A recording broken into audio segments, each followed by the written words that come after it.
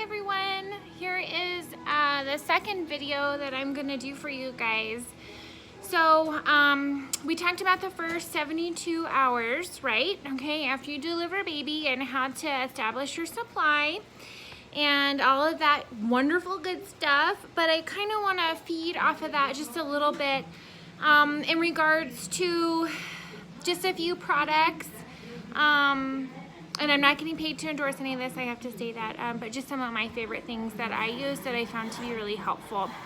So I want to talk about nipple pain, okay? So to some degree, when you breastfeed, whether this is your first baby or this is going to be your second, third, fourth, your nipples have to go through what's called a weathering stage, which unfortunately doesn't change with each one.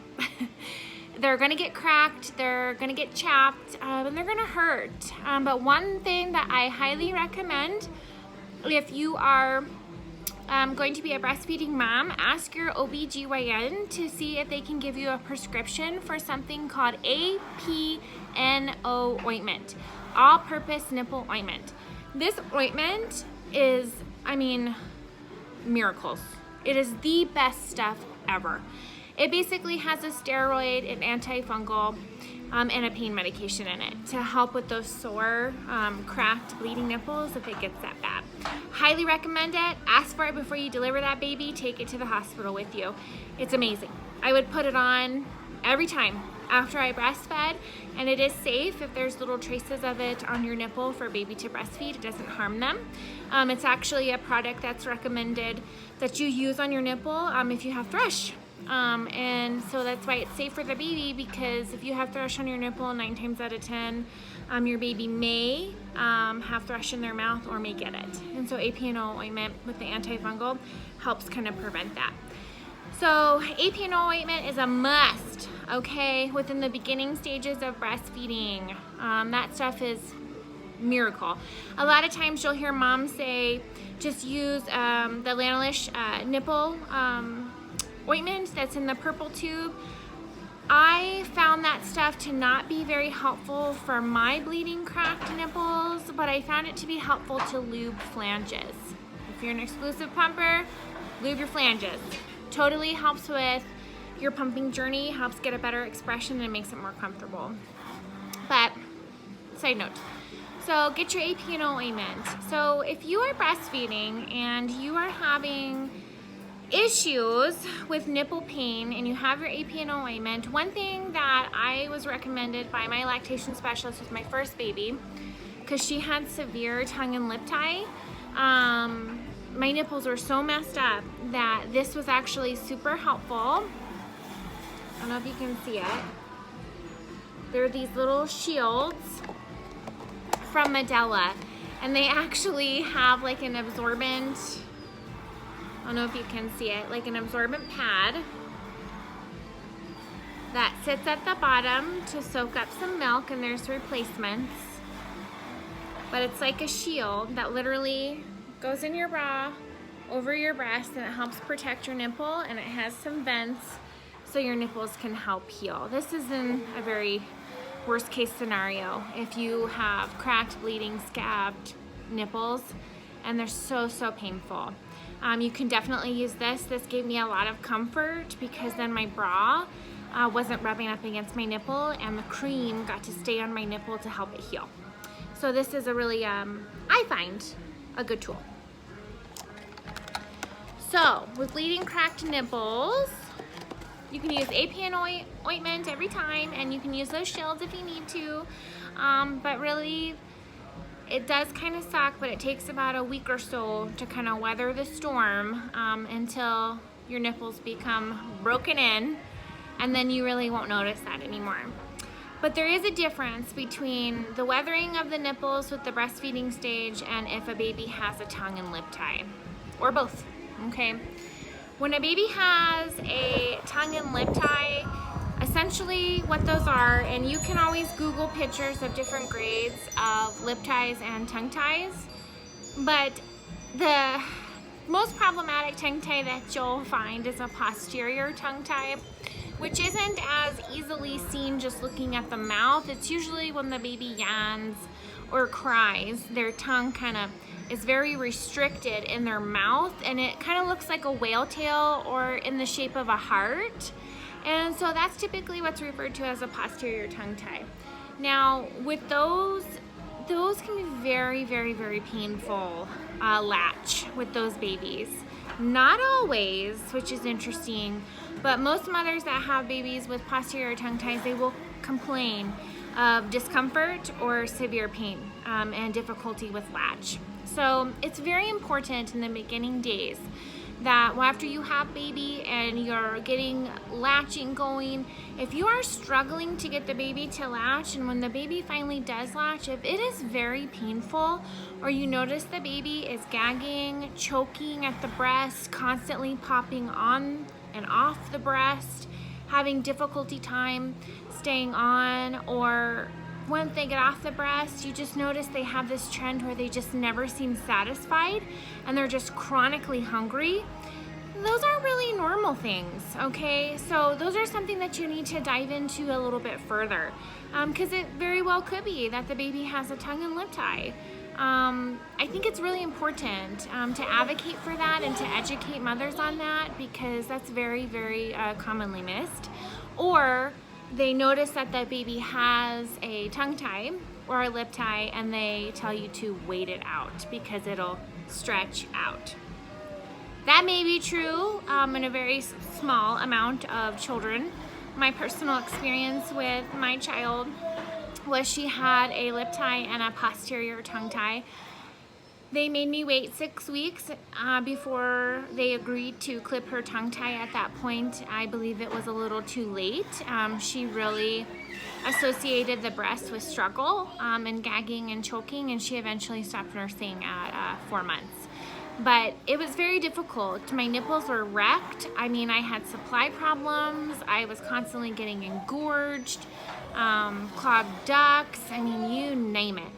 So it was a difficult time. So I really recommend that that's something that you educate yourself on, look at pictures, and then, I mean, I was definitely that mom, not just because I'm a nurse, but because I already went through it once with my first baby. That was my second baby. I straight up looked in her mouth and looked at her tongue, looked at her lip, and said, she has like a minor lip tie. But when the pediatrician came, I said, hey, can you please evaluate her for tongue and lip tie? I straight up asked him. I mean, I was that mom. I was that patient. Nurses are the worst patient because we know too much. But neither here nor there. But I did. I advocated for that. I asked them to look at it, and going what I went through with my first daughter, I would never agree to wait 6 weeks unless it was something so minor and I didn't have, pain or difficulty at the breast, and they weren't having transferring problems or weight problems. Because that's another thing you'll see is if a baby has a tongue and lip tie and they're having difficulty transferring, but say you don't have any pain at the breast, but they're really struggling with weight gain, well, how come? Because you notice that they eat okay and they eat all the time and your supply is good, so what's going on there? Why do they have poor weight? That's something to consider, and it's something to educate yourself on and bring up to the provider as well, if that's something that's going on. So that's kind of within that first 72 hours of things to think about, prevent with the struggles, because many moms have gone through that in their breastfeeding journey where they've had a tongue or lip tie that hasn't been diagnosed, and they've struggled so much to have a good breastfeeding journey and a good latch and supply, and it's just a hot mess. So that's something that I like to educate people on and just remind them to bring up if they want to whenever the baby's born. So that's kind of one of the first things I want you to think about after you have the baby, and whenever you're in mother baby and the pediatrician comes, something that you can ask them. Now, the other thing I want to talk about is, say you are really having a difficult time latching. Again, I cannot stress to you enough that support is needed, and don't be afraid to advocate for yourself and your baby and call the lactation specialist, okay? If you need to hand express and that's the only way you can get the milk because the baby's not latching, give it to the baby with a syringe or a spoon. Don't automatically automatically give them a bottle yet. Okay, you can give it to them via spoon, okay, or via syringe. It won't be a bad thing.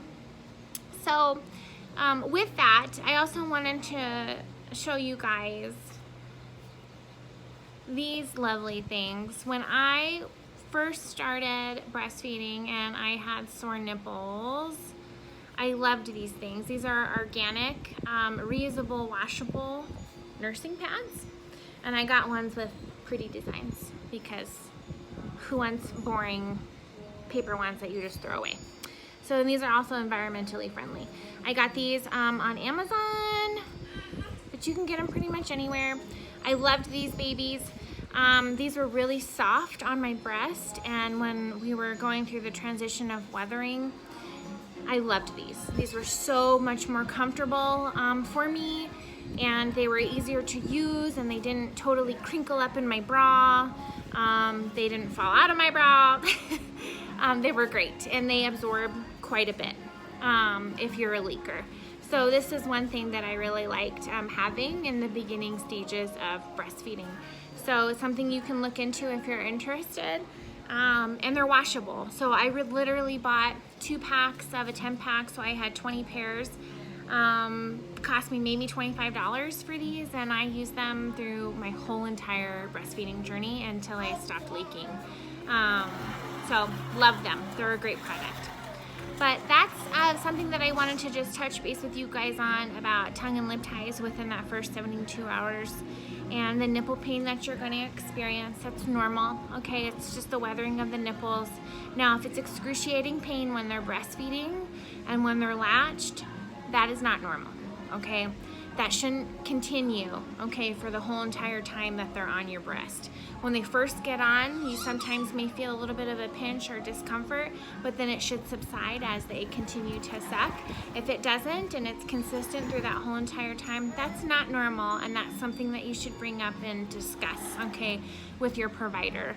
Don't keep that to yourself. You're not doing anything wrong. Baby's not doing anything wrong. They just may have a restriction somewhere with their tongue or lip tie, or you just may not be getting, you know, quite a good latch and you just need some assistance. You know, there are different positions with breastfeeding. So one thing I want you guys to remember is that the traditional hold like this isn't always the best when you're learning how to breastfeed, but we'll go over positions in another video. But traditionally, what I like to say in the beginning when you're trying to learn how to latch, let me get my little Boo Bear. Are you eating dirt? You can't eat dirt. No. Sorry, y'all. No eating dirt.